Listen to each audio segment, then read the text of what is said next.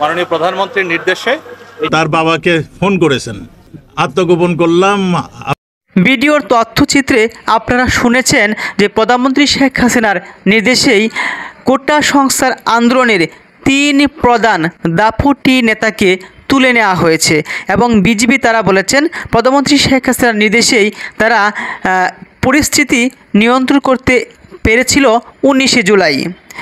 এবং এই ব্যাপারে যে 3 জন সমন্বয়কে কেন গ্রেপ্তার করা হয়েছে, স্বরাষ্ট্রমন্ত্রী আসাদুজ্জামান খান এবং ডিবি প্রধান হারুন রশিদ চাঞ্চল্যকর তথ্য দিয়েছেন। নিরাপত্তাহীনতার কথা বিভিন্ন জায়গায় প্রকাশ করছিলেন ডিবি প্রধান হারুন রশিদ তিনি বলেছেন শিক্ষার্থীদের অভিভাবক বা শিক্ষার্থীরা সামাজিক যোগাযোগ মাধ্যম ফেসবুকে পোস্ট করে তাদের নিরাপত্তার কথা জানিয়েছিলেন। আজ শনিবার 27শে জুলাই রাজধানীর মিন্টু রোডের ডিবি কার্যালয়ে আয়োজিত এক সংবাদ সম্মেলনে সাংবাদিকদের এক প্রশ্নের জবাবে সমন্বয়কদের হেফাজতে নেওয়ার কারণ জানালেন ডিবি প্রধান হারুন রশিদ। তিনি বলেছেন বৈষম্য বিরোধী ছাত্র আন্দোলনের অন্যতম 3 সমন্বয়ক আসিফ মাহমুদ, আবু বাকের মজুমদার, নাহিদ ইসলামকে রাজধানীর একটি হাসপাতাল থেকে নিরাপত্তার কারণ দেখিয়ে গতকাল হেফাজতে নিয়েছে ঢাকা মহানগর গোয়েন্দা পুলিশ। সমন্বয়কদের হেফাজতে নেওয়ার বিষয়ে এবার মুখও খুলেছেন ডিবি প্রধান। অতিরিক্ত পুলিশ কমিশনার মোহাম্মদ হারুন রশিদ তিনি বলেছেন প্রধান সমন্বয়ক নাহিদ ইসলাম, আসিফ মাহমুদ, আবু বাকের মজুমদার এই 3 জনকে আমরা গতকাল রাতেই নিয়ে এসেছি। আপনারা জানেন তারা ফেসবুকে নিরাপত্তাহীনতার কথা জানিয়েছিলেন। তাদের একজনের বাবাও নিরাপত্তাহীনতার কথা বিভিন্ন জায়গায় বলেছেন।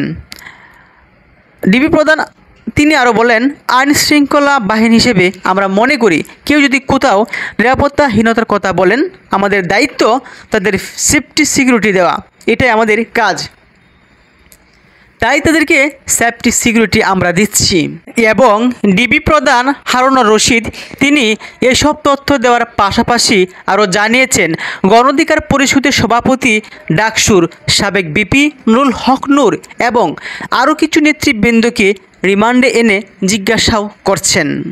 তারা জিজ্ঞাসাবাদে বলেছেন সমন্বয়কদের সঙ্গে তাদের কথা হয়েছে, তাই অন্যান্য নেতৃবৃন্দের সঙ্গে তাদের কি কথা হয়েছে এগুলো জানার জন্য তাদেরকে জিজ্ঞাসাবাদ করব।